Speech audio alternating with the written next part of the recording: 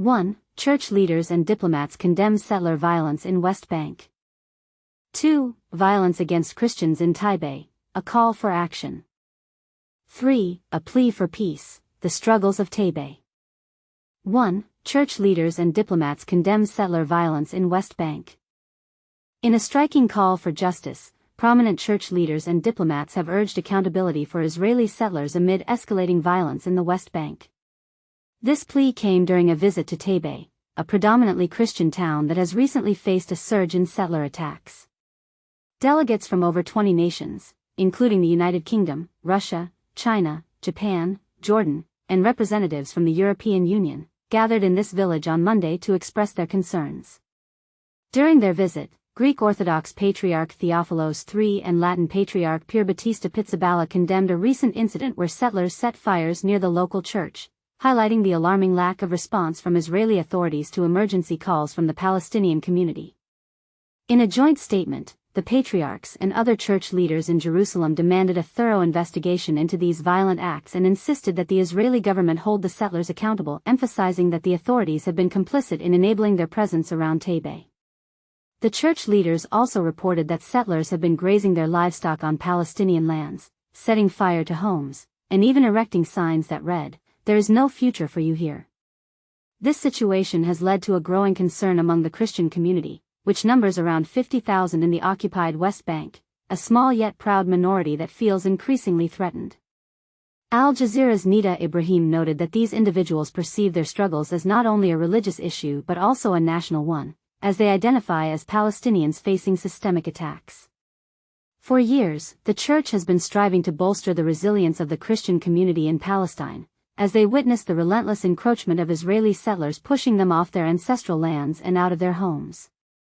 Settlers, often armed and supported by Israeli military forces, routinely carry out assaults against Palestinians, targeting their properties and lands.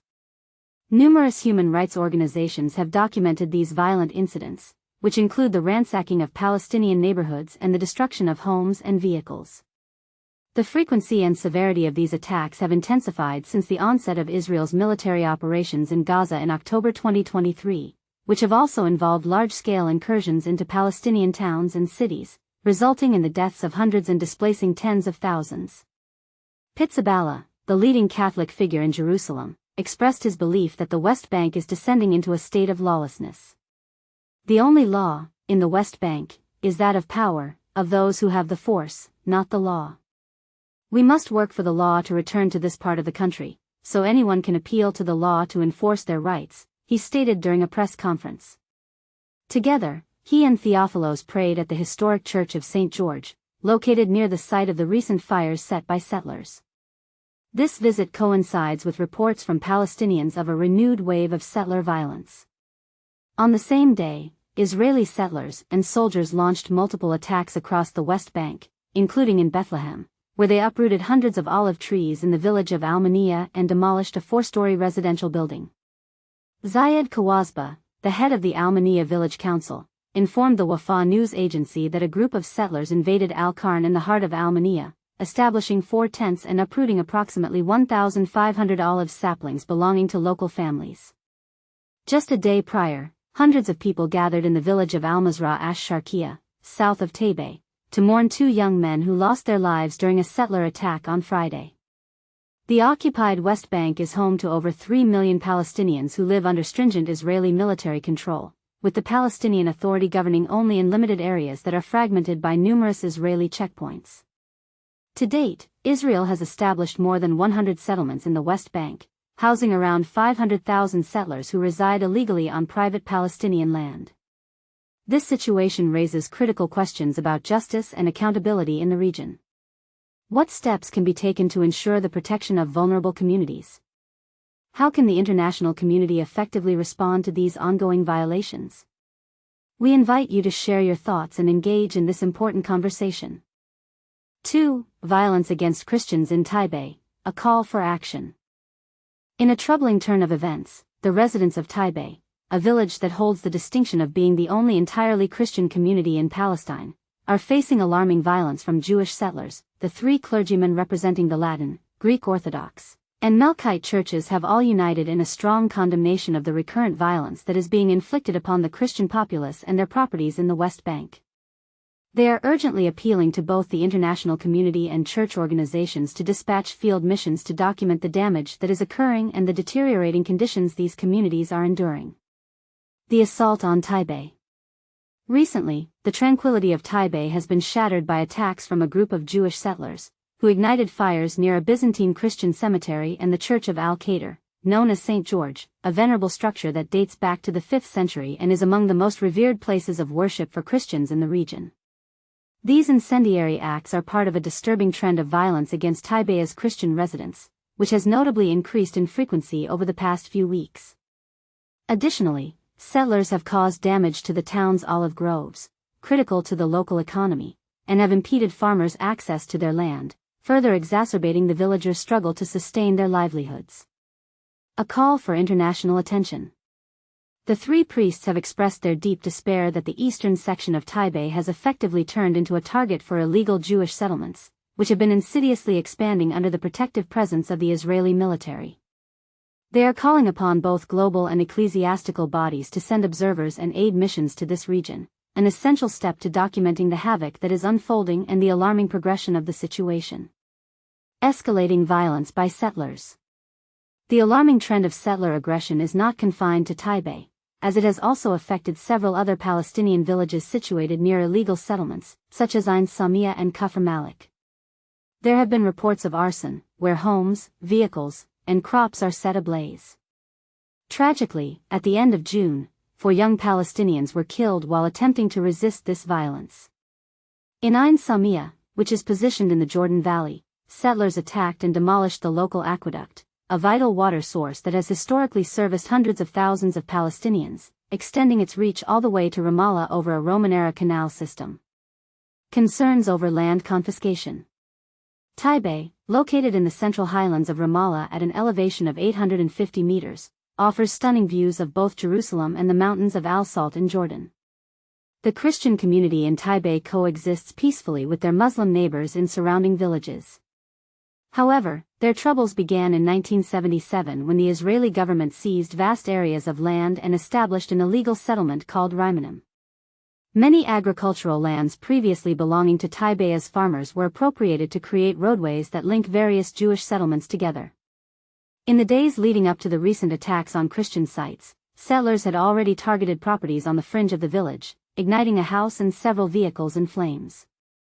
The risk remains high that hundreds more hectares of Palestinian land could be confiscated to further expand these settlements. A cry for help amid global indifference. The predominant concern of the Christian residents of Taibeh Ephraim today is that, while the international focus remains fixated on the profound tragedy unfolding in Gaza, the increasingly dire threats to the survival of one of the world's oldest Christian communities might not be adequately recognized by global observers. What are your thoughts on the escalation of violence against vulnerable communities like that of Taibeh? Are we truly aware of the broader implications of these acts? Join the conversation in the comments below. 3. A plea for peace, the struggles of Taibeh. A heartfelt call for peace from Taibeh, the last Christian village in Palestine under siege. Taibeh means good in Arabic, but recently, this name feels painfully ironic. This small Palestinian village, the last one entirely inhabited by Christians, has been enduring relentless attacks that threaten its very existence. The situation is dire, and the voices of its people are crying out for peace. By Father Ibrahim Faltas. On Monday, July 14, a powerful show of solidarity took place in Taibeh. The leaders of the Christian churches of the Holy Land, alongside ambassadors and consuls, gathered to stand with the residents and clergy who have been under siege for weeks. Hundreds of Israeli settlers have been aggressively trying to take over their homes and lands, turning what should be a peaceful village into a battleground. Taibeh is home to about 1,500 people, all Christians from various denominations including Latin, Greek Orthodox, and Melkite. Yesterday morning, the village was filled with a mix of religious leaders, local residents, and visitors from nearby communities. Everyone was united in gratitude for the support from those who truly understand the pain and fear that have gripped Taibeh. Approaching Taibeh from the north of Jerusalem, one is greeted by a familiar and comforting sight, the the bell towers of its 3 churches rise proudly above the village, symbolizing a community that has remained peaceful and united despite the turmoil. Yet, beneath this serene image, the voices of adults, elders, and children reveal deep anxiety and sorrow caused by the recent violence. Tragically, the area has witnessed deaths and numerous injuries. Families have been uprooted from their homes, buildings demolished, and fields set ablaze. These attacks are cowardly assaults on unarmed civilians, people who have faithfully preserved their Christian heritage for centuries in a land rich with the traditions dating back to the time of Jesus. And here's the part most people miss. Despite all this suffering, not a single word of hatred or desire for revenge has been uttered by the people of Taibeh. Instead, they offer a sincere plea for help, to be allowed to live peacefully on their ancestral land. The Holy Land is bleeding. Every inhabitant feels the pain, every desecrated piece of land tells a story of violence. In Gaza, the massacre continues unabated.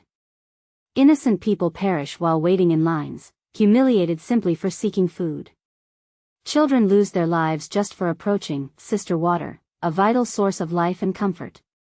In the West Bank, especially in Bethlehem, daily life is becoming unbearable.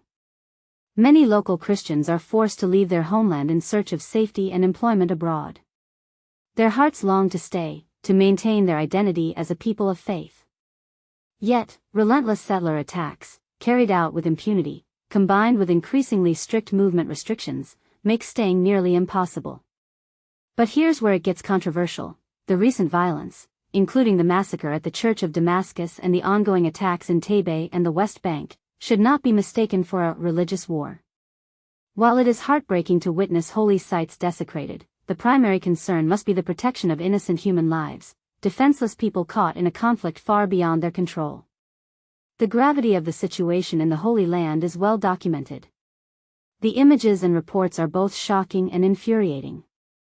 Many hoped that recent international meetings would bring an end to this senseless violence, but sadly, no meaningful progress has been made. International organizations appear powerless, their actions highlighting the failure of our shared humanity rather than offering solutions. The global community often shirks its responsibility, too frequently influenced by self-interest and hypocrisy. Peace talks oscillate between moments of hope and deep disappointment. Those advocating for a ceasefire must do so with genuine commitment and urgency, aiming to halt the violence and spare further suffering for a people who have already endured far too much. Let us end the hunger and thirst for justice and peace. Let us reject the idea of confining an entire population to a tiny fragment of their own land. Taybeh, meaning good, sends out a message just as hopeful, a call for unity and peace for all the peoples of the Holy Land. Christians, now a minority in the land where Christ once walked, have carried the promises of the Redeemer for over 2 millennia. Taybeh has not closed its doors, it remains open, welcoming, and steadfast in its hope for peaceful coexistence in the land of the Prince of Peace. What do you think? Is the international community doing enough to protect these vulnerable communities, or is there a deeper failure at play? Share your thoughts and join the conversation below. Thank you for reading. To stay informed with daily updates, subscribe to our newsletter here, https://www.vaticannews.va/and/newsletter-registration.html.